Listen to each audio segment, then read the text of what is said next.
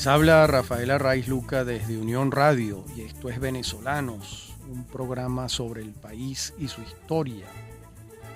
En este programa de hoy continuamos con la serie sobre la energía eléctrica en Venezuela. Este es el último programa de la serie. Recordemos que en nuestro programa anterior hablamos de la primera central termoeléctrica de la electricidad de Caracas, que entró en funcionamiento en 1931 en la avenida Sublet de La Guaira. También dijimos que la electricidad de Caracas compra la central de Naiguatá en 1943 y también dijimos que instaló dos pequeñas termoeléctricas en Caracas, una en Santa Rosa en 1948 y otra en Los Cortijos en 1949. Por su parte, la central de La Guaira con el tiempo fue sumando turbinas y capacidad de generación a lo largo de varias ampliaciones sucesivas hasta que dejó de funcionar en 1962, ya que esa central de Arrecifes o la central de Arrecifes hacía innecesaria la anterior. Había, caído en desuso por un avance tecnológico y de infraestructura importante como fue la central de Arrecifes. Esta central comenzó a construirse en 1947 y comienza a funcionar su primera etapa en 1950. Y la última turbina entra en funcionamiento en 1959. Cuando eso ocurre, ya esas turbinas eran insuficientes, porque el crecimiento de la ciudad de Caracas en la década de los años 50 fue sostenido, y ni hablar en la década de los años 60 y 70, cuando se desbordó la población de la ciudad. Es el momento de recordar que en apenas 10 años la población de Caracas se duplicó. En 1950, según los censos oficiales, era de 693.896 habitantes. Y en 1961, 11 años apenas después, era de 1.336.464 habitantes. Esto es un crecimiento muy grande que fue un desafío importante para la prestación del servicio eléctrico, porque no es lo mismo darle energía eléctrica a alrededor de 700.000 personas que a 1.350.000 más o menos, para redondear las cifras. Y es por esta urgencia que la electricidad de Caracas comienza a construir al lado de la central de Arrecifes, la de Tacoa. Esto tomó mucho tiempo y en 1954 comenzaron los trabajos y en 1956 se pone en funcionamiento la primera turbina y la última del proyecto entra en funcionamiento en 1981. De modo que, fíjense ustedes, entre el 54 y el 81, estamos hablando de 27 años trabajando en la central de Tacoa. Y esta central acompañó el crecimiento de Caracas y su demanda eléctrica, como vemos, ¿no? A lo largo de sus sucesivas ampliaciones. Ambas centrales, tanto Arrecifes como Tacoa, llegaron a generar 1.715.000 kilovatios. Mucha energía. Por otra parte, en 1958 fue necesario reforzar la generación de energía en Caracas por el crecimiento de la década de los años 50, que fue la década, además del crecimiento exponencial de la producción petrolera. Y es entonces en esa década que se pone en funcionamiento la central de El Convento, en la urbanización El Marqués. En 1966, en la década siguiente, se termina de construir otra central termoeléctrica, la Óscar Augusto Machado, y esa está cerca de la urbanización Caricuao. En 1978 quedó en funcionamiento la última turbina prevista para este complejo, que comenzó en el 66, como les dije antes. Y luego, en 1993, se repotenció esta central completamente y llegó a alcanzar una generación de 400 megavatios. Bueno, es un hecho que entre 1985 y el año 2000, la empresa Electricidad de Caracas crece notablemente y se diversifica tanto en Venezuela como en el exterior. En Colombia, la EDC, que era como se le llamaba en sus siglas, llegó a tener una participación importante. En El Salvador, casi la totalidad de la generación eléctrica llegó a estar en manos de la empresa caraqueña. Es decir, que la Electricidad de Caracas tenía una participación accionaria mayoritaria en esa empresa de generación eléctrica en El Salvador. Y así es como la EDC se convierte en un consorcio internacional de significativas proporciones y despierta el interés de una empresa norteamericana muy grande, la AES, y es objeto de una compra hostil por intermedio de la Bolsa de Valores de Caracas. Es decir, AES comienza a comprar acciones de la Electricidad de Caracas, que tenía un capital accionario muy democratizado. Habían alrededor de 60.000 accionistas. Fue la empresa venezolana que tuvo más accionistas. Y bueno, AES logra el control de la empresa y está en manos de la AES hasta que es estatizada el año 2007, cuando pasa a manos del Estado venezolano y el Estado comenzó a formar la estructura de la empresa holding de Corpoelec. Hoy en día forman parte Edelca, Electricidad del Caroní, la antigua Electricidad de Caracas, Enelven, Enelco, Enelvar, Cadafe, Enevapca, Elebol, Eleval, Seneca, Enagen, Caley, Calife y Turboven, entre otras empresas nacionales. Por su parte, Cadafe experimenta un crecimiento verdaderamente exponencial en sus primeros 20 años. Fíjense estas cifras. Entre 1959 y 1969, 10 años, pasó de generar 213 megavatios a 601. Triplicó su capacidad. Y de 1969 a 1978 pasó de esa cifra de 601 a 2.800 megavatios. ¿Por qué creció tanto? Es la pregunta. Bueno, hay varias respuestas, por lo menos dos. Una, la construcción de su primera central hidroeléctrica, la central José Antonio Páez, que está en la región andina de Santo Domingo, que fue puesta en servicio en 1973-1974. Y esta central de entrada comenzó aportando 240.000 kilovatios.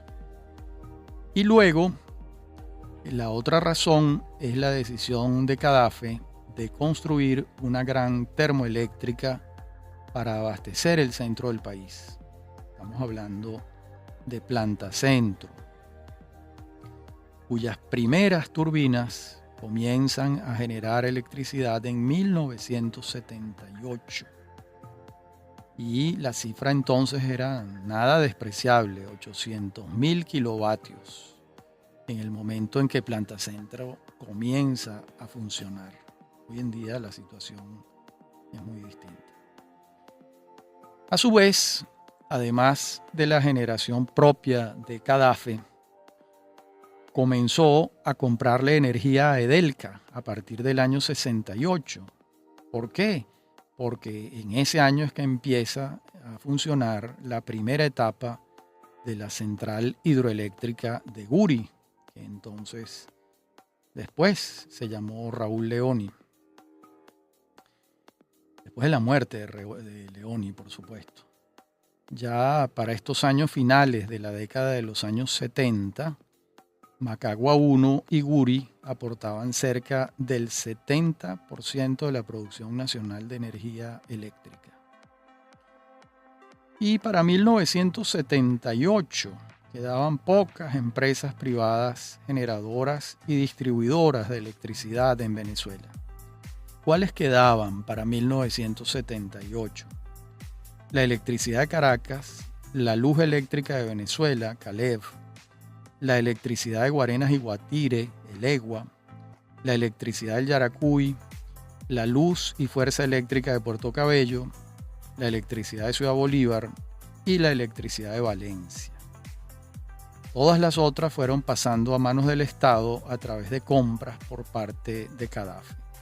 Las que no pasaron a manos del Estado era porque eran rentables y sus propietarios tenían el entusiasmo de continuar con ellas.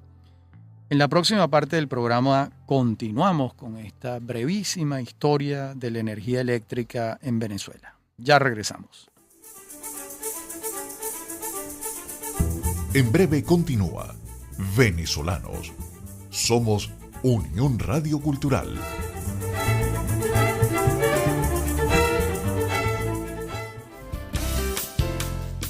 Estás escuchando Unión Radio Cultural.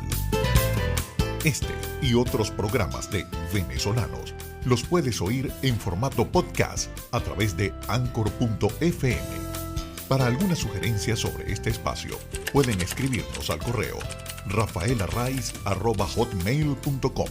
Somos Unión Radio Cultural.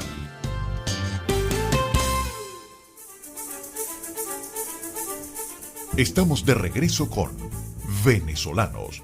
Somos Unión Radio Cultural.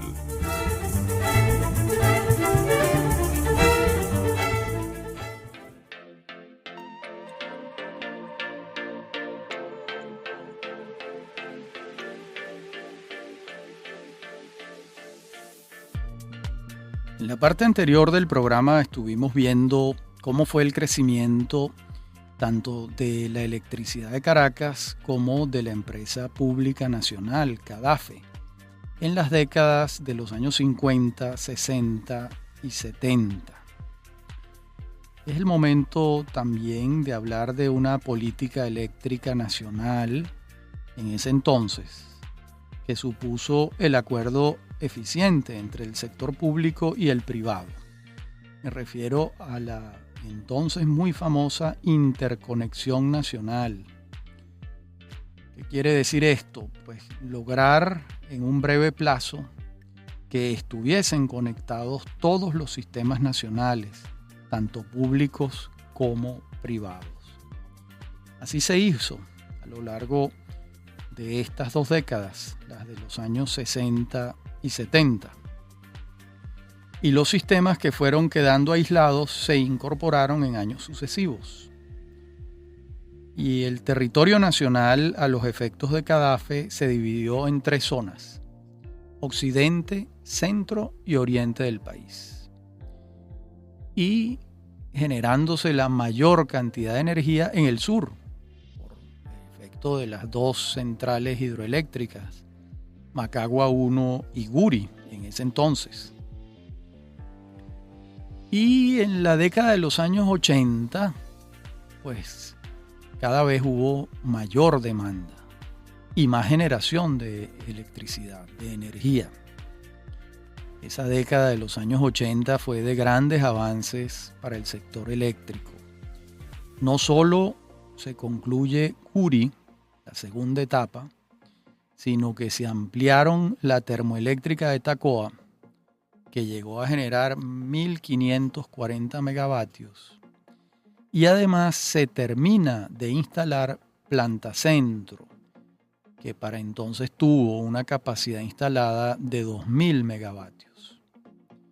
De modo que fueron avances importantes en la década de los 80, tanto públicos como privados. Por su parte, Enelven incrementó su generación, llegando a 953 megavatios. Y lo mismo hizo Enelvar, llegando a generar 105 megavatios. Y bueno, este incremento en la demanda supuso una necesidad de acelerar la interconexión nacional, de manera tal que ningún espacio de la República quedase sin asistencia eléctrica. Y para 1987 esto ya era un hecho cumplido. La interconexión nacional era un hecho. Estaban conectadas las redes de Edelca, Cadafe, Enelven y Electricidad de Caracas. Veamos las cifras, que las cifras nunca mienten. Fíjense lo siguiente, la capacidad instalada en 1958 era de 580 megavatios y la alcanzada en 1988, es decir, 30 años después, era de 17.828 megavatios de capacidad instalada. En pocas palabras, lo que hizo Venezuela, lo que hicieron los ingenieros y los gerentes venezolanos de las empresas públicas y privadas en 30 años fue extraordinario. Subir en 30 años de 580 megavatios a 17.828 es algo que muy pocos países han logrado. Claro, de estos 17.828, para la época, alrededor de 10.000 megavatios los proporcionaba Guri, cuando concluyó su segunda etapa en 1986. Recordemos también otras cifras que son las de los censos generales de población. La de 1961, el censo, señala que en Venezuela viven 7.523.999 habitantes. Y en el censo del año 91, 30 años después, Venezuela llegaba a 18.105.265 habitantes. Lo que quiere decir que en 30 años se había casi triplicado la población venezolana. Y la demanda eléctrica, evidentemente, iba creciendo en paralelo, en el mismo sentido de la población. De modo que hacia finales de la década de los años 90, la generación y la demanda no presentaban ningún desajuste. Pero a comienzos del nuevo siglo la situación comenzó a cambiar. Tomemos en cuenta que la central hidroeléctrica de Caruachi, que estaba prevista su inauguración para esos años, de comienzos de los años 2000, del nuevo siglo, se atrasó y fue puesta en funcionamiento el año 2006. A esto hay que sumarle el crecimiento de la población y el incremento del ingreso petrolero a partir del auge de los precios en el mercado internacional.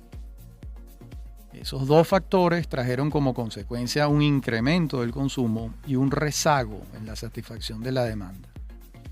Hay que añadir que en el año 2001 se presentó el fenómeno cíclico del Niño, que aún siendo recurrente no se ha podido determinar con exactitud su frecuencia. Y este fenómeno supone una prolongada y acentuada sequía que compromete la generación eléctrica desde las centrales del Caroní.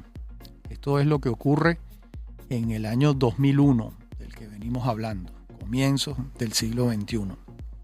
Para estos años, el sistema hidroeléctrico del Caroní representaba entre el 60 y el 70% de la generación nacional, lo que naturalmente dejaba en estado muy vulnerable a la nación en caso de fallas en el suministro. Eso señala un informe técnico de Edelca del año 2002.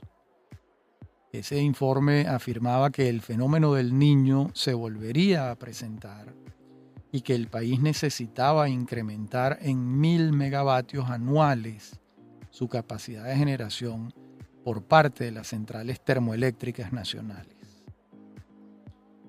De modo que al descender las aguas de las represas y disminuir la turbinización del agua, la caída de alrededor de un 12% se supliría con las centrales termoeléctricas. Ese era el proyecto que estaba en el papel. Es decir, que si en tiempos normales las centrales termoeléctricas generaban alrededor del 30% de la electricidad, en tiempos de sequía se necesitaba que ascendiera esa generación a alrededor del 40%, mientras la generación del Caroní forzosamente bajaba por el efecto del fenómeno del Niño, que era recurrente. Así lo señala un informe de Edelca del año 2002. Bien, veamos ahora la decisión del gobierno nacional de crear Corpoelec en julio del año 2007. Para ello va a estatizar las empresas privadas que prestaban servicios públicos de generación y distribución de energía. Y entre ellas estaba la Electricidad de Caracas. Recordemos que para el año 2007 la Electricidad de Caracas tenía 7 años en manos privadas porque había sido vendida a un conglomerado internacional, AES Corporation, como dijimos antes. Luego el Estado, el año 2009, crea el Ministerio del Poder Popular para la Energía. Y este organismo, este ministerio, este ente, concentra a Corpoelec y a todas las empresas venezolanas dedicadas a la generación y distribución de energía eléctrica. 2 años después, otro decreto presidencial, en el año 2011, ordena que todas estas empresas debían integrarse en una sola persona jurídica antes del 31 de diciembre del 2011. Esas empresas a las que se refiere el decreto eran la Electricidad de Caracas, la Energía Eléctrica de Venezuela, Enelven, la Empresa Nacional de Generación, ENAGEN, la Compañía de Administración y Fomento Eléctrico, CADAFE, la CBG Electrificación del Caroní, CBG Edelca, la Compañía Anónima Luz y Fuerza Eléctrica de Puerto Cabello, CALIFE, la Electricidad de Valencia, Eleval, la Electricidad de Ciudad Bolívar, Elevol, la Energía Eléctrica de la Costa Oriental del Lago, Enelco, la Energía Eléctrica de Barquisimeto, Enelvar, la Compañía Anónima Luz Eléctrica de Yaracuy, CALEI, la Electricidad de Guarenas, ELEGUA, y el Sistema Eléctrico del Estado Nueva Esparta, SENECA. Que bueno, sí, porque no lleva el acento. Si llevase el acento, Séneca sería, pues, además el nombre de un filósofo. Pues bien, el fenómeno del Niño volvió a presentarse a finales del año 2009 y se comprometió severamente el funcionamiento de Guri, impidiendo la turbinización del agua y en consecuencia la generación de electricidad. Para ese momento, las centrales termoeléctricas que en el informe técnico de Edelca del año 2002 se habían recomendado construir no estaban terminadas o ni siquiera se habían comenzado a construir. Había llegado lo previsto el año 2002 y el 2009 no estaba resuelto el tema. En la próxima parte del programa continuaremos con esta historia de la energía eléctrica en Venezuela. Ya regresamos. Decíamos en la parte anterior del programa que el informe técnico de Edelca del año 2002 recomendaba construir centrales termoeléctricas para suplir la demanda eléctrica cuando se presentase de nuevo el fenómeno del Niño y la sequía que bajase los niveles de agua de las represas del Caroní, en particular Guri, por supuesto. Y en el año 2009 esas recomendaciones no se habían hecho efectivas en el sentido de que no se habían inaugurado suficientes centrales termoeléctricas como para suplir esa circunstancia. De modo que por primera vez en nuestra historia la demanda eléctrica no podía ser satisfecha. Y la medida que tomaron las autoridades fue el racionamiento del servicio. Pues en aquella coyuntura no había otra alternativa. De lo contrario, la cota de agua en Guri podría caer por debajo de los 40 metros sobre el nivel del mar, comprometiendo el funcionamiento de las turbinas de manera irreparable. Y en enero del año 2010, ante la magnitud de la emergencia, el gobierno nacional reconoce la situación y designa a Ali Rodríguez Araque, ministro del Poder Popular para la Energía Eléctrica y presidente de Corpoelec, el 15 de enero del 2010. Para aquel año del 2010, el déficit en la generación de energía eléctrica estaba alrededor de 5.000 megavatios. Al año siguiente, el año 2011, el gobierno incorporó 1.700 megavatios. Y al año siguiente incorporó 1.200 megavatios, reduciéndose el déficit a 2.100 megavatios. Y vamos a tener que en el año 2013 el nuevo ministro de Energía, Jesse Chacón, afirmó lo siguiente en el año 2013. Es un sistema completamente desbalanceado que produce 10.000 megavatios en el sur del país y debe repartirlos por todo el territorio. Para Zulia, Táchira, Mérida, Trujillo, Lara y Falcón apenas llegan 2.500 megavatios y la demanda solo del Zulia es de 2.700. Bueno, hasta aquí las declaraciones del entonces ministro Jesse Chacón. Y bueno, lo que hacen estas declaraciones es reconocer lo evidente. Evidente es que el problema central es que hay que producir más energía eléctrica de la que se produce. Ese es el desafío en el año 2013. Lo cierto es que la holgura con que contó Venezuela durante varias décadas condujo a descuidar la construcción de nuevas fuentes de energía para una demanda que era creciente. Y por su parte, el ahorro de energía, que es, digamos, culturalmente deseable y correcto, no es suficiente para resolver el problema si no se construyen nuevas fuentes de energía. Nos referimos además a las hidroeléctricas que están por terminarse, Tócoma y La Vueltosa, tanto como a las termoeléctricas que todavía están siendo instaladas. La demanda eléctrica, como vemos, ha estado estrechamente vinculada al crecimiento poblacional y la rata de crecimiento, me refiero, de la población. Por eso es que vamos a hallar que entre 1970 y 1984 el crecimiento de la demanda estuvo alrededor del 6% anual.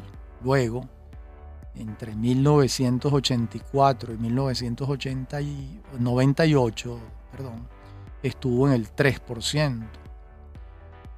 Y desde entonces y hasta años recientes ha estado entre el 2 y el 3%. Lo que evidencia que la velocidad del crecimiento poblacional ha disminuido notablemente. Esto sin agregar la cantidad indeterminada de venezolanos que han emigrado. Por otra parte, para el momento de mayor demanda en las décadas de los años 70 y 80, los gobiernos nacionales habían acometido con éxito los trabajos de aprovechamiento de las aguas del río Caroní y se pudo afrontar esa demanda en aquellos años de gran crecimiento poblacional, que no es la circunstancia en la coyuntura actual. No solo en Venezuela se ha reducido ostensiblemente el crecimiento poblacional, sino que hay un fenómeno inédito que es la emigración. En esos años del 2013 a nuestros días, el esfuerzo de Corpoelec, digamos que está concentrado en la instalación de centrales termoeléctricas, así como en la idea de mantener en funcionamiento las ya existentes, que por una u otra causa no han estado dando su capacidad instalada a plenitud. Y por otra parte, una vez que se termine Tocoma, pues concluye la posibilidad de aprovechar las aguas del Caroní. Ese proyecto que comenzó en 1953 terminará cuando se concluya Tocoma, que se llamará Manuel Piar. Y las centrales termoeléctricas tendrán que ser la solución a la demanda creciente. En los años recientes, pues, Corpoelec ha instalado varias plantas. Este conjunto de nuevas centrales han aportado, como dije, 1.386 megavatios. Y las construidas, que se sepa, son las de Picure, 140 megavatios, la Raiza 1, 180 megavatios, la Raiza 2, 100 megavatios, Guarenas 1, 108 megavatios, Guarenas 2, 48 megavatios, Margarita, 170 megavatios. Y las construidas para PDVSA y coordinadas por Corpoelec son las Morochas, 22 megavatios, El Furrial, 232 megavatios, Barinas, 100 megavatios, Morichal, 105 megavatios, y una construida para Sidor CBG, con 181 megavatios de potencia. Al día de hoy yo no sabría decirles con exactitud cuáles de estas centrales termoeléctricas están trabajando a plenitud.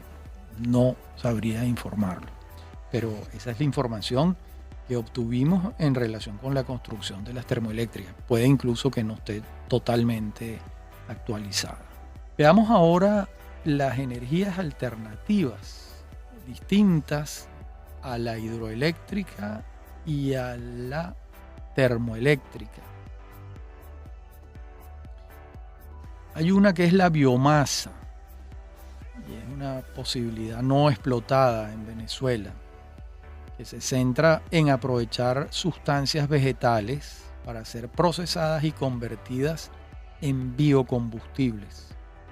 Esto está muy utilizado en Brasil, donde se aprovecha la caña de azúcar para elaborar biocombustibles. Esos biocombustibles nutren el parque automotor y mueven turbinas que generan electricidad. Esa alternativa en Venezuela no existe, la biomasa. La otra alternativa energética que está creciendo mucho en el mundo es la energía eólica, que sí es una posibilidad en Venezuela. De hecho, se instaló un parque eólico en Paraguaná y en La Guajira. Creo que no está en funcionamiento, pero está instalado hasta donde yo sé. Este sistema es el sistema del viejo molino de viento, que ahora se desarrolla con adelantos tecnológicos. Es decir, el viento mueve turbinas que generan electricidad. Tiene muchísimas ventajas y ha crecido en el mundo tremendamente. Es fácil y relativamente rápida la instalación, y la fuente es el aire, que es gratis, al igual que el agua, ¿no? Sin embargo, un parque de muchos molinos de viento genera una cantidad de megavatios mucho menor que una central termoeléctrica o hidroeléctrica. Sin embargo, en Dinamarca, por darles un ejemplo, alrededor del 40% de la energía solicitada viene del viento. Uno ve que en el mar los daneses han construido bosques de molinos de viento y ya el 40% de la electricidad proviene de allí. La otra fuente energética, la energía solar, que se viene aprovechando a través de 3 instrumentos: los calentadores, el recurso fotovoltaico y los concentradores. El primero, el de los calentadores, no produce electricidad, pero la almacena. El segundo, el recurso fotovoltaico, sí produce electricidad. Y el tercero, los concentradores, es cuando se calienta un líquido que mueve una turbina. La verdad es que la producción solar avanza en el mundo. El país que más la utiliza es China y está seguido de Japón. Y no hay ninguna señal de que la energía solar vaya a detenerse, sino por el contrario, entre la energía solar y la energía eólica, todos los años crecen porcentualmente en la torta, el círculo de la energía planetaria. En la última parte del programa veremos otras fuentes de energía y la cultura del ahorro energético. Ya regresamos. En breve continúa Venezolanos. Somos Unión Radio Cultural.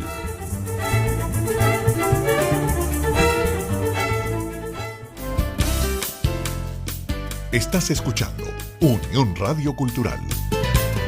Este y otros programas de Venezolanos los puedes oír en formato podcast a través de Anchor.fm. Para alguna sugerencia sobre este espacio, pueden escribirnos al correo rafaelarraiz@hotmail.com. Somos Unión Radio Cultural.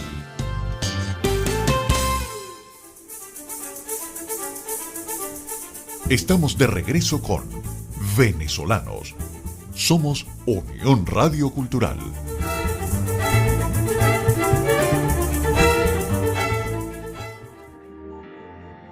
En la parte anterior del programa hablamos de las energías alternativas a la hidráulica y a la termoeléctrica. Hablamos de la biomasa, de la energía eólica, de la energía solar. Y ahora nos referiremos a la energía geotérmica y a la mareomotriz. Ninguna de estas se utiliza en Venezuela. Y estas son las que menos resultados han dado. En particular la mareomotriz, cuyos resultados son exiguos en los países donde se ha experimentado con ella. Nos queda hablar de la energía nuclear, que se ha incrementado mucho en las décadas de los años 70 y 80.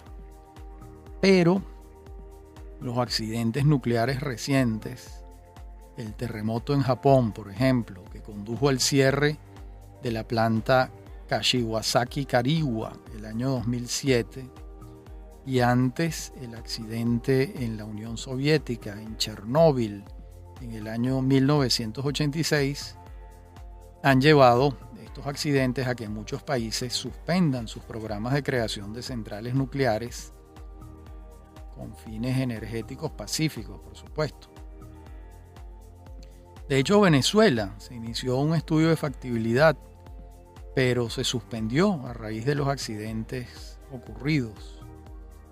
Y todo indica que hasta que no se logre un 100% de seguridad en la utilización de la energía nuclear, no creo que veamos un incremento de la construcción de este tipo de centrales energéticas, que es un riesgo muy grande. ¿Se va a lograr esto?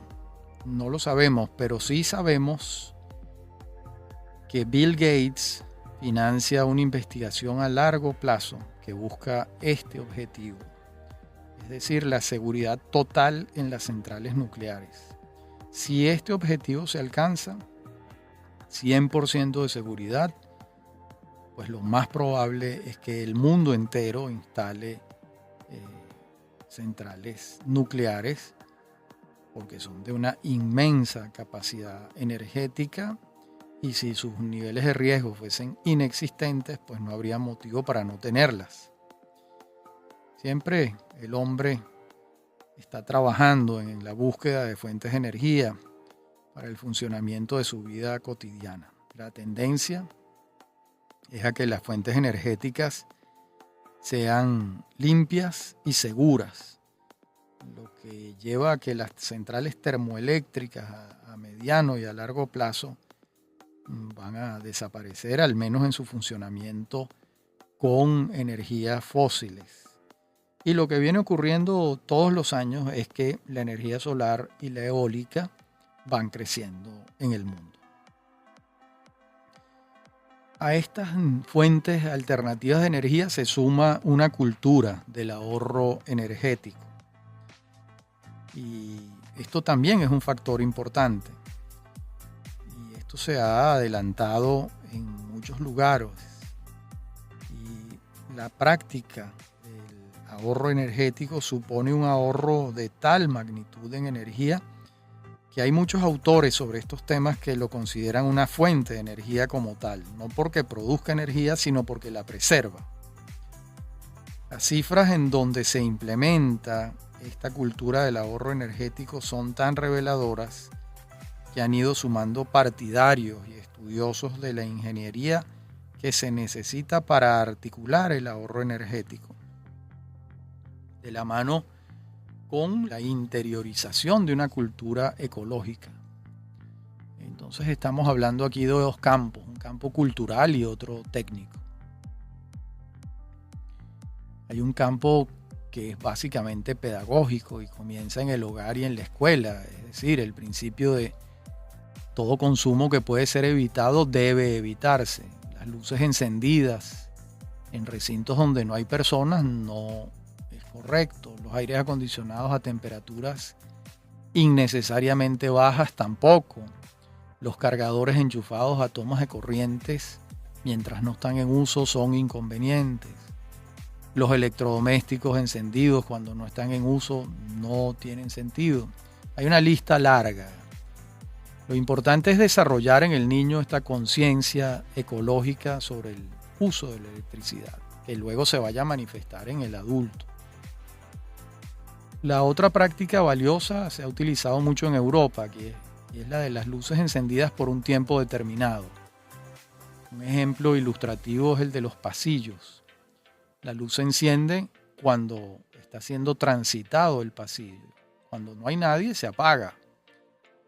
Y lo mismo ocurre en algunos baños públicos europeos. Se usa una luz por tiempo. El otro aspecto es la construcción de edificios inteligentes, que se aprovechan la luz, los vientos, la calidad de las sobrecubiertas, se reduce el uso de los aires acondicionados y se aprovecha el viento. Esta ingeniería ecológica está dando resultados importantes, lográndose reducciones de hasta el 30% en el consumo de energía en edificios reestructurados bajo este concepto. En los Estados Unidos, por citar un solo ejemplo, mediante estas medidas se ha logrado reducir el consumo petrolero en hasta 1 millón de barriles diarios. Bueno, una cifra nada despreciable.